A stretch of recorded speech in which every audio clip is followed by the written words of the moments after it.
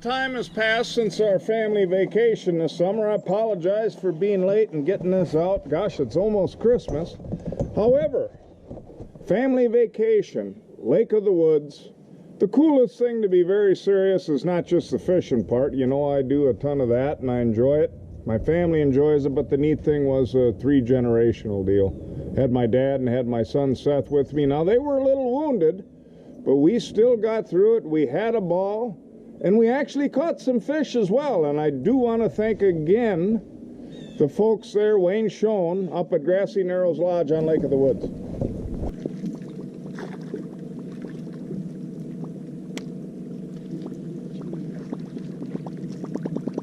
Did it?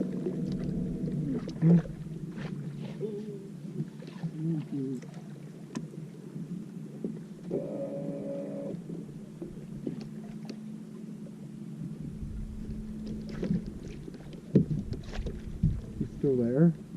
I haven't seen him. Yeah, he just about cracked it. Sure looks like a big... Oh, got him. Oh.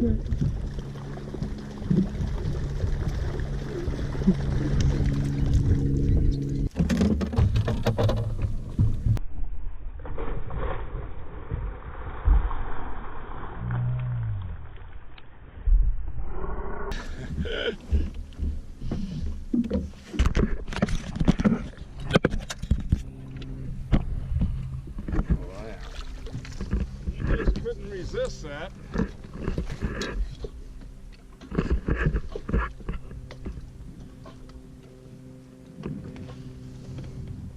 Alright.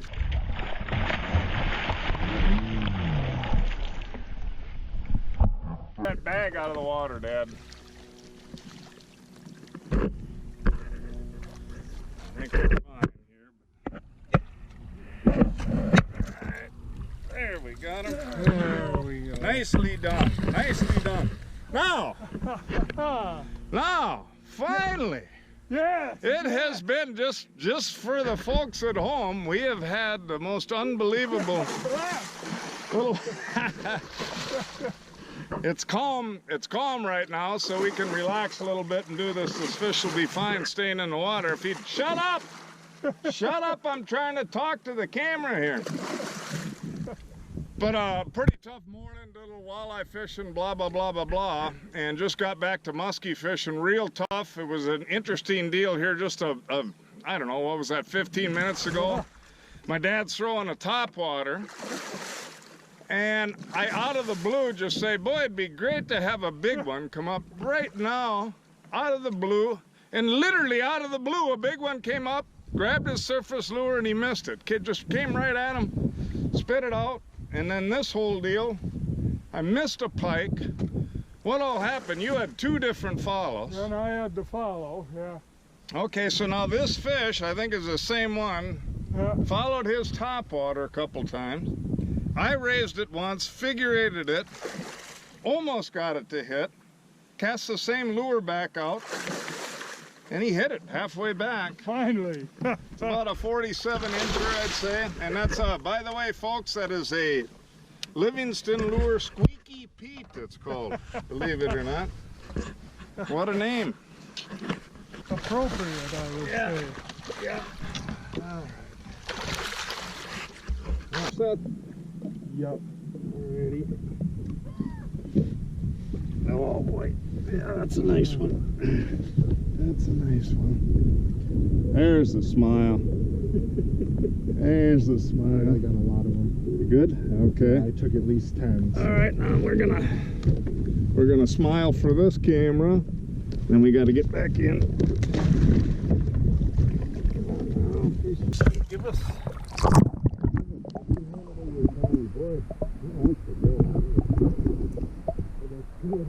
Yeah, it's good to see what I'm doing. But yeah, he just robbing that. Okay, he's gonna go with that.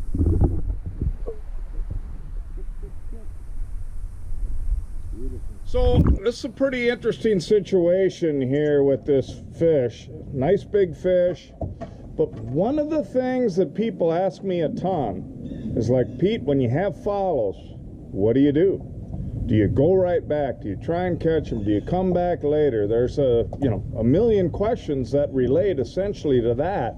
How do you deal with fish? You know they're there. How soon? Blah, blah, blah, blah, blah. Well, there's no exact rules. Believe me, I've been doing it for years, and you don't have everything figured out ever. However, what went on here with this particular fish, there's essentially two things. Just literally reading the activity level of the fish you've just raised is gonna get my thought process going as to whether I pester that fish a lot in the short term or come back later.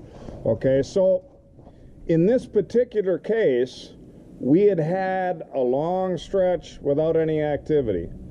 And all of a sudden, just prior to this spot, we had a fish actually blow up and miss.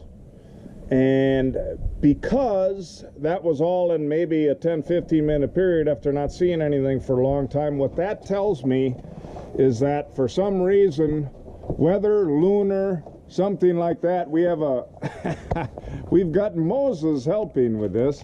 He may want to, yeah, the cameraman, move your head there, Moses. We always add a little something to our deals. But back to the tip. The important thing is the window has just started, so that's what's going on in my mind. My dad had raised this fish twice already. I had raised it once and actually figure-eighted it. In a lot of cases, I would say come back later, but I kept working this fish. Why? Because it seemed like it was getting more active with every follow. The exact opposite of what normally goes on. But because I'm thinking, hey, this is just the start of the window, that means they're probably going to get more active. So those couple of things, the way you read that fish, period, looking at his attitude, the fact that you haven't seen anything for a long time means there's a window starting. Now, if we're on the reverse of a window, let's say you've had a period of activity for about a half hour or so, and not all windows last the same amount, but just, if you had to pick a time frame of a tight window, half hour is about it. Now that same fish comes in and it's lazy on the first follow, and let's say we decide to throw another cast at it, which generally happens with 3 anglers. Now the next follow is even lazier and lower. Then for 2 reasons, he's getting less active and the window's probably closing, right?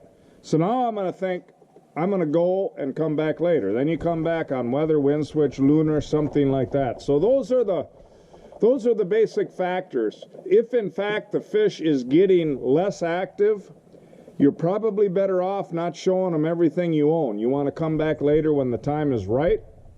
If the fish's activity level looks really good and you think you might be able to get them on something else, and especially when you know that a window is starting, in other words, the activity level's probably going up, stay there and try and catch that fish. Oh, I got a fish. Good boy, good boy. Oh, I got a fish. Well, I thought it was a rock. Keep it steady. I am. Keep bending the rod some. You don't keep enough of a bending rod. Oh boy. Pike again? Yeah. That's all right. I'll take him. Uh-oh. Hooks near his eye. Oh! Boy, was that a jump, huh? Oh yeah. Holy moly. Now look at that, I got a lure. The pike master. Yeah, well, you got to be careful up there, son. Yep. Got to be careful up there for sure. Hang on a minute, I'll take it off. Just don't move for a minute. Okay, you're free. All right. This is what we need here. The tech's getting the boy. I got the net. Alright. Well, they're liking the pike are liking the bucktails today. Well, I guess so.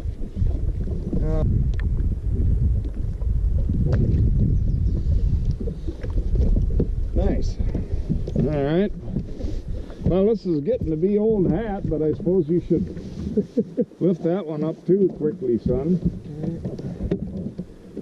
It's pike day, it's pike day. We let I just lost a big fish on a Livingston crank, so things are really appear to be moving pretty well. I shouldn't say that to jinx us here.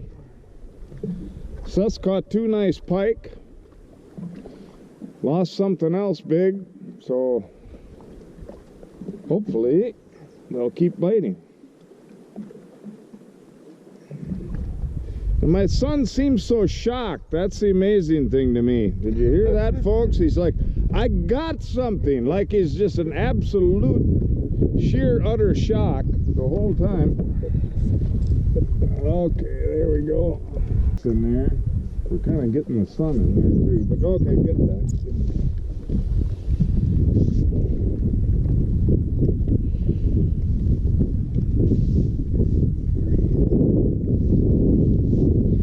But yeah, the shock of this kid. Oh, geez, I got a fish. I got a fish, Dad. Oh, what an amazing deal. I never expected that would happen. Well, I gotta say first, can you believe, and I mentioned it in the video, I know, but can you believe my son didn't have faith in me that he might actually catch a fish? But on a serious note, rocks. Obviously, this isn't just Canada and the Canadian Shield where you got rocks, or a lot of the places you have rocks, but on the Canadian Shield you've got a lot of rocks. And a mistake that I still make to this day, and you can see my son was a little shocked there, and something to keep in the back of your mind, real simple, other people have said it, I'm not a pioneer here, but hook sets are free. Dude, if it feels funny and it doesn't feel like something that it should be, you should set the hook. What happens, especially with me, because I love sharp hooks. I want my hooks sharp all the time. I'm the kind of guy that I don't want to bang rocks and really set the hook hard because I might dull my hooks, right? But believe me, a good muskie or pike is going to feel like a rock a lot of times. So real simply, don't play the game of trying to guess, oh, did I hit a rock and I'm not going to set the hook really hard, right? I've done it. I still do it. I've had cases where I regret it. The bottom line is you can always replace your hooks. You can resharpen your hooks. If you're up there and you know there's big fish on Lake of the Woods, you should be setting the hook on everything. And most of the time you're going to realize it probably was a rock. But when it's a great big fish, you're going to be happy you set the hook. Don't you usually go there?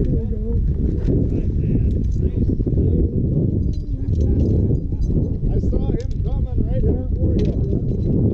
There he hit it.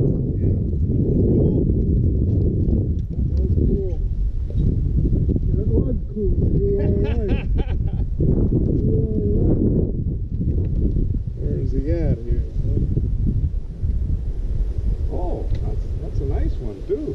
That's what I was looking for, is a nice one. Yeah, well, there's no sense looking for small ones, is there? Oh, yeah. Ooh, yeah, look at that. Oh,